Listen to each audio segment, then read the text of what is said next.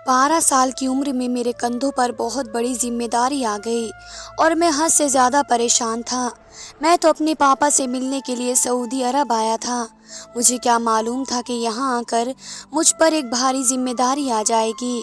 अभी मेरी मुलाकात एक अरबी औरत से हुई जिसने मुझे एक ऐसी बात कही जिसे सुनकर मैं हैरान रह गया।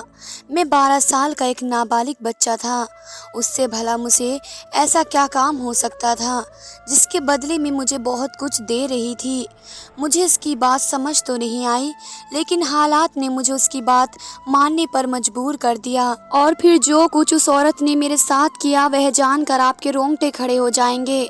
मेरा नाम जुहैब है। मैं सिर्फ 12 साल का था। अपने पापा से मिलने के लिए मैं सऊदी अरब आया था और मेरे पापा मुझे लेने के लिए एयरपोर्ट आ रहे थे कि रास्ते में ही उनके साथ बहुत बड़ा हादसा हो गया और वे रास्ते में ही बुरी तरह जख्मी होकर अस्पताल पहुंच गए। जब एयरपोर्ट पर पापा की जगह उनके दोस्त मुझे लेने के लिए आए और ये खबर सुनाई कि मेरे पापा हॉस्पिटल में पड़े हैं, तो मेरे होश उड़ गए। मुझे पाकिस्तान से मेरी माँ ने हवाई जहाज़ में बिठाया था और यहाँ मुझे पापा लेने आने वाले थे, लेकिन पापा के दोस्त को देखकर और सारी बात सुनकर मेरी जान निकल गई। पापा बहुत ज़िद करके सऊदी अरब आए थे क्योंकि मेरी स्कूल की छुट्टियां पड़ी हुई थी और मैं कुछ वक्त अपने पापा के साथ गुजारना चाहता था और सऊदी घूमना चाहता था। माँ बाप का इकलौता बेटा था, इसलिए मेरी ज़िद पर पापा मान गए और मुझे अपने पास बुला लिया। लेकिन मुझे क्या मालूम था कि मेरे यहाँ आने पर ऐसी कयामत टूट पड़ेगी। जब मैं हॉस्पिटल पहुँचा तो ये देखकर मेरे आंसू बहने लगे। मेरे पापा बहुत ही बुरी हालत में हॉस्पिटल में एडमिट थे। उनके सारे जिस्म पट्टियों से जकड़ा हुआ था और डॉक्टर ने बताया था कि उनकी काफ़ी सारी हड्डियों में फ्रैक्चर हुआ है।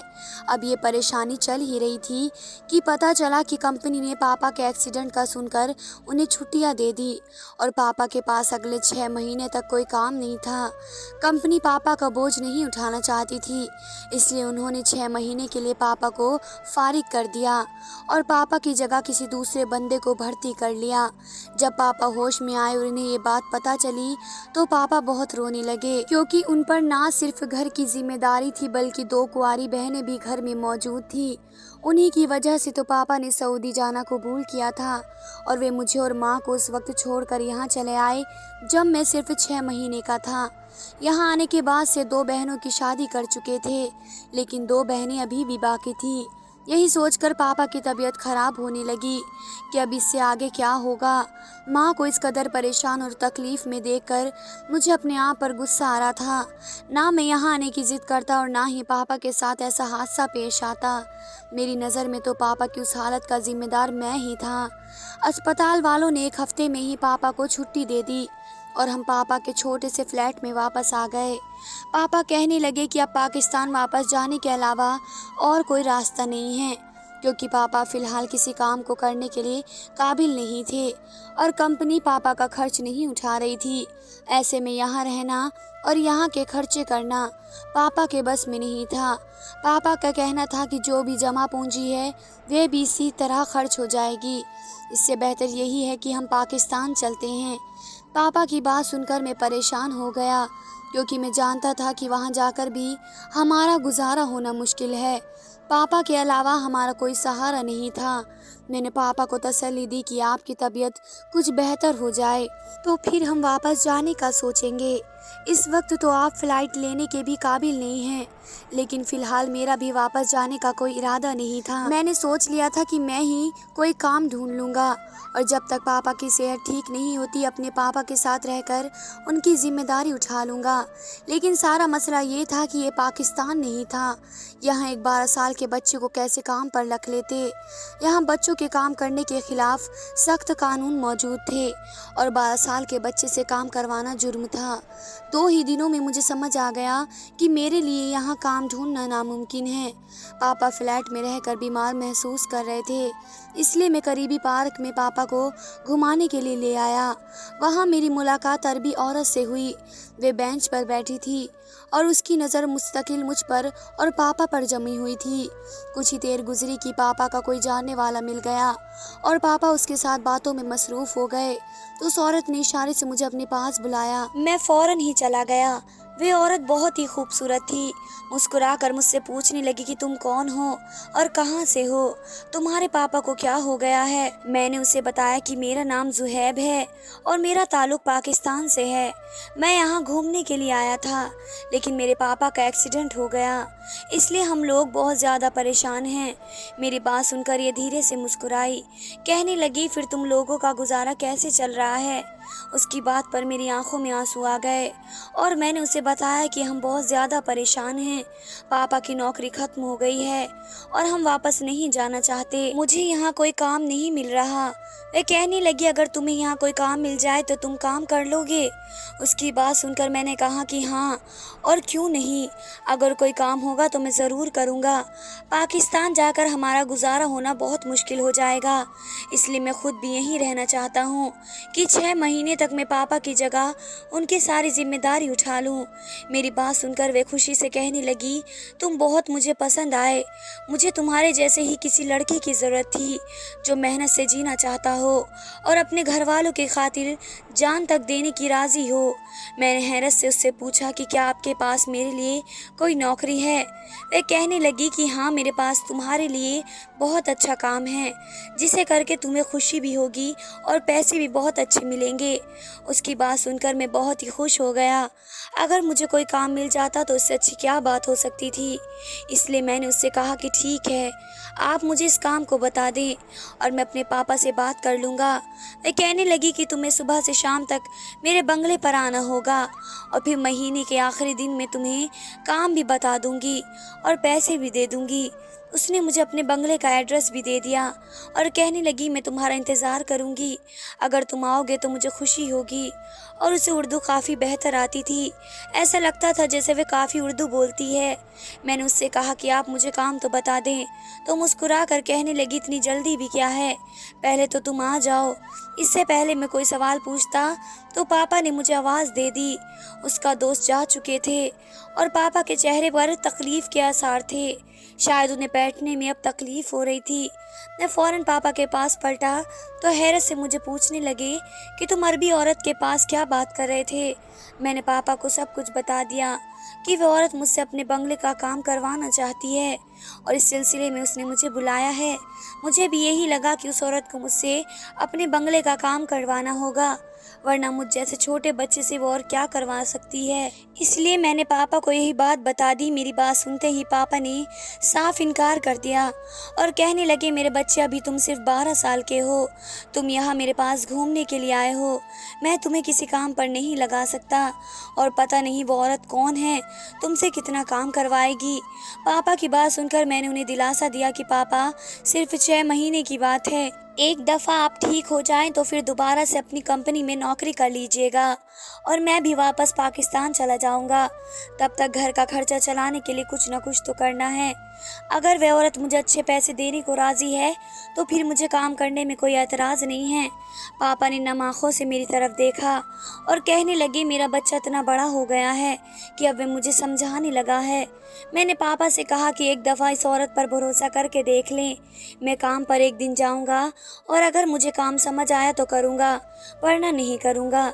मेरी बात सुनकर और हालात की नज़ाकत देखकर पापा मान गए और कहने लगी कि अगर तुम्हें कोई भी परेशानी हो तो फ़ौरन वापस आ जाना। मैंने पलटकर उस बेंच की तरफ देखा तो अब खाली पड़ी थी, वह भी औरत वहाँ से जा चुकी थी। मैंने सोच लिया था कि मैं अगली सुबह उसके पास जाऊंगा और काम देखूंगा। ये काम मुझे किस्मत से मिल रहा था, वरना मैं तो मान चुका था कि मेरे लिए यहाँ कोई काम नहीं है। सारी रात में सोचता रहा कि पता नहीं उस औरत को मुझसे क्या काम करवाना है और उसका बंगला कितना बड़ा होगा, वहाँ कितनी मेहनत करनी होगी। लेकिन फिर आंखें बंद करता तो अपनी माँ और बहनों का ख्याल आने लगता। मेरी दोनों बहनों की उम्र हो चुकी थी और दहेज की वजह से उनकी शादी नहीं होती थी। इसी वजह से मेरा बाप कब से परदेश में था। अगली सुबह मैं पापा के सारे काम करके और उन्हें नाश्ता करवाने के बाद जाने के लिए निकल गया। बंगला हमारे फ्लैट से ज़्यादा दूर नहीं था, इसलिए पापा को मुझे अकेले भेजते हुए खौफ नहीं हो रहा था।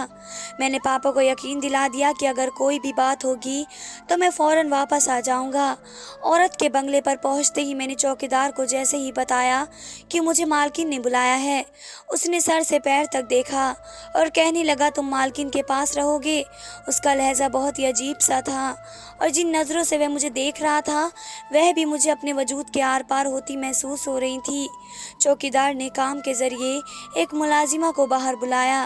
वह एक आधी उम्र की औरत थी जिसने मुस्कुराकर बताया कि मालकिन एक से बढ़कर एक खूबसूरत बच्चा ढूंढती हैं, मालकिन की नज़र को दाद देनी पड़ेगी। चौकीदार की बात पर मैं हैरान रह गया। भला काम करवाने के लिए किसी के खूबसूरत होने की क्या ज़रूरत थी? मालकिन तो मेरा काम से मतलब होना चाहिए। मुझे वे चौकीदार कुछ पागल महसूस हो रहा था और चौकीदार की बात सुनकर औरत ज़ोर से हंसी और मेरा हाथ पकड़कर मुझे बंगले के अंदर ले गई। बंगला क्या था, आलीशान महल लग रहा था। किसी चीज़ की कोई कमी नहीं थी। ऐसा लगता था जैसे कोई सोने का महल हो। मैं एक बड़े सी झांसी सोफे पर बैठा और मेरे सामने शरबत पेश किया गया, बल्कि ऐसे जैसे मैं कोई ख़ास मेहमान हूँ। थोड़ी ही देर में मालकिन वहाँ चली आई। मालकिन को देखकर हैरान रह गया। बुरखे में तो मालकिन बिल्कुल अलग मालूम होती थी, लेकिन अब वे एक मॉडर्न किस्म की मैक्सी पहने हुए, सारा मेकअप किए मेरे सामने बैठी थी। वे बहुत ही हसीन थी और उस वक्त तो और भी हसीन लग रही थी। मैंने अपनी नज़रें नीचे झुका ली। जो भी था वे मेरी मालकिन थी और मैं यहाँ काम की वजह से आया था। मैंने शरबत पी लिया और मालकिन कहने लगी कि तुम थोड़ी देर कमरे में जाकर आराम कर लो। मालकिन की बात ने मुझे हैरान कर दिया। मैं यहाँ आराम करने के लिए नहीं आया था और ना ही इतनी दूर से आया था कि मुझे आराम की ज़रूरत हो। मैंने फ़ौरन कहा कि आप मुझे काम बता दें, मैं बिल्कुल फ़्रेश हूँ और हर काम बहुत ईमानदारी और तेज़ी से करूँगा। मेरी बात सुनकर वे मुस्कुराई और कहने लगी, काम तो तुम्हें वाकई ईमानदारी से करना होगा, इसी बात के तो तुम्हें पैसे मिलेंगे। फ़िलहाल तुम जाकर कमरे में आराम करो और फिर मैं तुम्हारे पास आकर तुम्हें बताती हूँ कि तुम्हें क्या काम करना है। एक मुलाजिमा ने मुझे कमरे में भेज दिया और साथ में फ्रूट्स भी मेरे पास रख दिए। मैं जब से यहाँ आया था पापा की तबीयत को लेकर इस कदर परेशान था कि ना ही ठीक से आईना देखा था और ना ही अपने खाने पीने पर ध्यान दिया था। और अब इस कमरे में आकर यानी सुकून से बिस्तर पर बैठा तो छत पर लगे आईने में मेरा अक्स दिखाई दिया। अचानक ही मुझे चौकीदार की बात याद आई कि मालकिन ने फिर एक खूबसूरत बच्चा ढूंढ लिया है। मैं वाकई बहुत खूबसूरत था। मुझे कुछ ही देर गुजरी कि तभी कमरे का दरवाज़ा खुला और मालकिन के साथ एक औरत अंदर चली आई। मैं फ़ौरन उठकर बैठ गया। मालकिन ने उस औरत से मुझसे मिलवाया। उसका नाम अलीना था। मालकिन कहने लगी, ये तुम्हें आज से उठना बैठने का तरीका सिखाएगी, किस तरह बात की जाती है, अरबियों के तौर तरीके क्या हैं और थोड़ी बहुत अरबी भी सिखा देगी। यह बात मुझे बहुत ही अजीब सी लगी। मुझे भला अरबियों के तौर तरीके सीखने की क्या ज़रूरत थी और उठने बैठने का अदब मुझे मालूम था। ख़ास करके मेरे लिए एक औरत रखी थी, मुझे काम ही तो करना था। फिर अरबियों के तरीके सिखा कर मैं क्या करता। वह कहने लगी कि 1 महीने तक तुम्हें ट्रेनिंग दी जाएगी और उसकी पूरी तरह ट्रेन के बाद तुम मेरे काम आओगे। ये 1 महीने तुम्हें अलीना के साथ ही रहना है। सुबह से लेकर शाम तक अलीना तुम्हें हर छोटी से छोटी बात सिखाएगी। मालकिन मुझे अलीना के हवाले कर गई और अलीना एक बहुत ही अच्छी औरत थी। वह बहुत मोहब्बत से मुझे हर चीज़ सिखा रही थी, यहाँ तक कि टेबल पर बैठने का मैनर्स भी समझा रही थी। और मैं सोच रहा था कि एक नौकर को इतना ज़्यादा ट्रेन करने की क्या ज़रूरत है। पहले दिन जब मैं शाम के वक्त घर लौटा तो पापा मेरी फ़िक्र में बहुत ज़्यादा परेशान थे। वे मुझे देखते ही कहने लगे कि आज मैं सारा वक्त तुम्हारे बारे में सोचता रहा। बताओ तुमने पहले दिन क्या काम किया, तुमसे कितनी मेहनत कराई गई है। और जब मैंने पापा को बताया कि मुझे सिर्फ उठने बैठने की और अरबियों के तौर तरीके सिखाए गए हैं तो मेरे पापा ये बात सुनकर मुस्कुरा दिए। मैंने हैरत से पापा के मुस्कुराने की वजह पूछी तो पापा कहने लगे कि ये अरबी लोग बहुत ही अजीब होते हैं, एक कुत्ता भी रखते हैं तो उसका भी नस्ल मालूम करते हैं, तो फिर मुलाजिम को ऐसे कैसे रख सकते हैं। लेकिन वह पहले तुम्हें अपने तौर तरीके सिखाकर इस काबिल बनाएगी कि तुम उनके महल में काम कर सको। चलो अच्छा है, इस तरह तुम्हें बहुत कुछ सीखने को मिल जाएगा और तुम पर काम का बोझ नहीं होगा। तुम दिल लगाकर सब कुछ सीख लो। हो सकता है मैं जल्दी ठीक हो जाऊं तो वापस अपनी नौकरी पर चला जाऊंगा और तुम्हें वापस भेज दूंगा। तुम्हारी माँ तुम्हारे बगैर इतने दिन नहीं रह सकती। पहले ही वे मेरी जुदाई का दुख उठा रही है। मैं नहीं चाहता कि तुम्हें भी उससे दूर करूं। पापा ठीक ही कह रहे थे, बल्कि माँ मेरे बगैर बहुत अकेली हो गई थी। मैंने पावन से मालकिन के बंगले पर जाना शुरू कर दिया। मुझे अच्छे से अच्छे कपड़े पहनने को दिए जाते। मेरे बालों को नए तरीके से बना दिया गया। मुझे हर तरह का अच्छा खाना खिलाया जा रहा था। 15 दिन में ही मुझ में बहुत ज़्यादा बदलाव आ गया। खुद को आईने में देखकर ऐसा लगता नहीं था कि मैं वही 12 साल का बच्चा हूँ। यहाँ की हवा ने मुझे अच्छा सेहतमंद कर दिया। मुझ पर बंगले में घूमने फिरने पर भी कोई पाबंदी नहीं थी। अब तक मैंने किसी काम को हाथ नहीं लगाया, बल्कि मैं तो यहाँ किसी शहंशाह की तरह घूमता फिरता। लेकिन एक बात मुझे बहुत ही अजीब लगी कि मैंने कभी मालकिन के पति को नहीं देखा था, जबकि वे एक शादीशुदा औरत थी।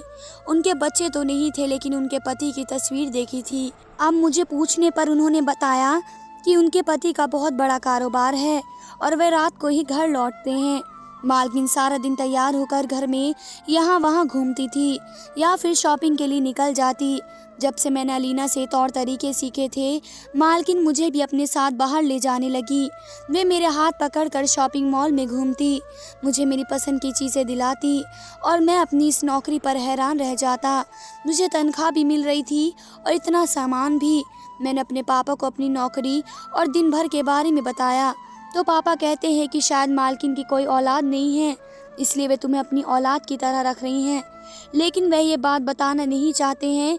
अभी तक मुझे यही बताया था कि 1 महीने तक मुझे सब चीज़ें सिखाई जाएंगी और फिर मेरा काम शुरू हो जाएगा। उस दिन का इंतज़ार था कि जब मेरा काम मुझे मिलता और मुझे पता चलता कि मुझे क्या करना है। फिलहाल तो मैं अपने नए नए कपड़े और महंगी महंगी चीज़ों को एंजॉय कर रहा था। पापा की तबीयत पहले से कुछ बेहतर थी, लेकिन इतनी ज़्यादा ठीक नहीं थी कि वे नौकरी कर सकते। और फिर जब मेरी नौकरी लग गई तो पापा की परेशानी भी कुछ कम हो गई। पापा के एक्सीडेंट के बारे में माँ को नहीं बताया और ना ही मेरी नौकरी के बारे में। पापा माँ को शाम के वक्त फ़ोन करते हैं और उन्हें सब कुछ अच्छा अच्छा कहते हैं। दिन तेज़ी से गुजरते चले गए और 1 महीने में मेरी ज़िंदगी बुरी तरह बदल गई। मैं पहले से भी ज़्यादा हसीन हो गया। और फिर महीने के आखिरी दिन में जैसे ही मालकिन के घर पहुंचा तो चौकीदार मुझे देखकर अजीब तरह से मुस्कुराया और कहने लगा, आज तुम्हारा काम शुरू होने वाला है। मैं भी उस बात पर खुश था कि चलो अब मुझे काम करना होगा। बंगले के अंदर दाखिल हुआ तो अलीना मुझे कहीं नज़र ना आई। एक नौकरानी मुझे कहने लगी कि आज आपको सीधे मालकिन के कमरे में जाना है। मैं जब से यहाँ आया था एक दफ़ा भी कमरे में नहीं गया। मालकिन का कमरा हमेशा ही लॉक हुआ करता था। जैसे ही मैं मालकिन के कमरे में दाखिल हुआ तो ये देखकर हैरान रह गया कि मालकिन का कमरा पूरी तरह सजा हुआ था, जैसे किसी नई नवेली दुल्हन का कमरा हो।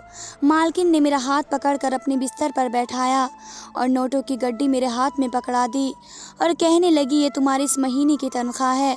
आज का पूरा एक दिन तुम्हें मेरे साथ इस कमरे में ही गुजारना होगा और फिर आने वाले 29 दिन तुम इस तरह रहोगे जिस तरह तुमने इस महीने में गुजारे हैं।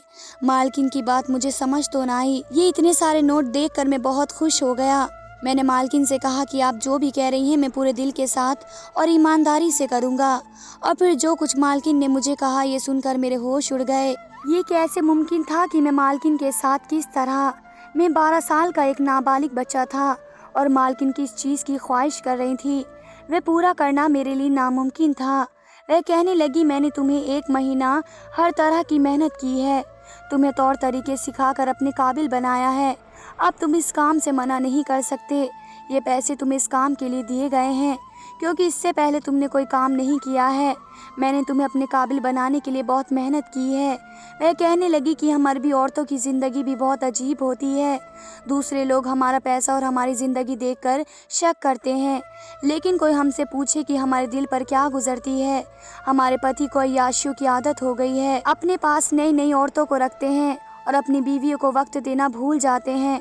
मैं जवान हूँ, खूबसूरत हूँ, लेकिन मेरे पति को मुझसे कहीं ज़्यादा उन औरतों में दिलचस्पी है जिससे उसने नाजायज़ रिश्ते बना रखे हैं। इसलिए मैं भी 1 महीना नाबालिग लड़के के साथ गुजारती हूँ और अपनी ख्वाहिश को पूरा करती हूँ। इस तरह ना ही मैं प्रेग्नेंट हो सकती हूँ और ना ही किसी को इस बात पर शक हो सकता है। मैं जानती हूँ कि ये गलत है, लेकिन मेरा पति भी तो मुझे धोखा दे रहा है, तो फिर मैं क्यों उसे धोखा ना दूँ। मैं बदले की आग में जल रही हूँ और मैं इस तरह से ठंडी होती हूँ जब मैं किसी नाबालिग को अपने बिस्तर तक ले आती हूँ। तुमसे पहले भी कुछ लड़कों को मैंने इस तरह इस्तेमाल किया है, लेकिन किसी ने भी इतनी कोशिश नहीं थी कि मैं उसे मुस्तकिल तौर पर अपने पास रखना चाहती हूँ। लेकिन तुम में इतनी खूबसूरती थी कि मैं तुम्हें पूरा 1 महीना अपने घर रख सकती थी और तुम मुझे खूब खुश कर दो। मैं तुम्हें ज़िंदगी भर अपने साथ रख लूँगी। ना ही तुम्हारे बाप को नौकरी की ज़रूरत होगी और ना ही तुम्हें पाकिस्तान वापस जाना पड़ेगा। तुम अपने बाप को अपनी माँ के पास वापस भेज देना। मैं नाबालिग ज़रूर था, लेकिन बेअकल नहीं था। मालकिन की बात मुझे समझ आ रही थी। मैंने वे सारे नोट वापस मालकिन के हाथ में पकड़ा दिए और साफ लफ्ज़ों से कहा कि मुझे उन पैसों की ज़रूरत नहीं है। मैं गुनाह के रास्ते पर चलकर पैसे नहीं कमा सकता। मालकिन के रोकने के बावजूद भी मैं वापस चला आया। मालकिन को यकीन था कि पैसों की चमक मुझे रोक लेगी, लेकिन पैसों की चमक से ज़्यादा मेरी माँ की तरबियत ज़्यादा थी। मेरी माँ ने मुझे हमेशा सीधे रास्ते पर चलना सिखाया था। मैं गिरते पड़ते वापस अपने बाप के पास चला आया और अपने बाप से कहा कि अब हमारे लिए यहाँ कुछ नहीं रखा। ये लोग बहुत ही जालिम हैं। हम वापस अपने वतन चलते हैं। रोटी खाएंगे, लेकिन इज्जत की खाएंगे। आपकी ज़रा सी बीमारी पर कंपनी वालों ने आपको बाहर निकाल दिया, जबकि आप सालों से उनके पास काम कर रहे थे। और मेरी मालकिन की तो नियत ही कुछ और थी, जिसे मैं भाप नहीं पाया। चौकीदार का वह मुस्कुराता चेहरा मुझे आज समझ आया। मैं अपने बाप के साथ वापसी की फ़्लाइट ले चुका था और आने वाली ज़िंदगी मुश्किल ज़रूर थी, लेकिन गुनाह से भरी नहीं थी। मेरी माँ ने मुझे सिखाया था रिस्क देना इंसान के हाथ में नहीं, बल्कि ऊपर वाले के हाथ में है। धन्यवाद दोस्तों।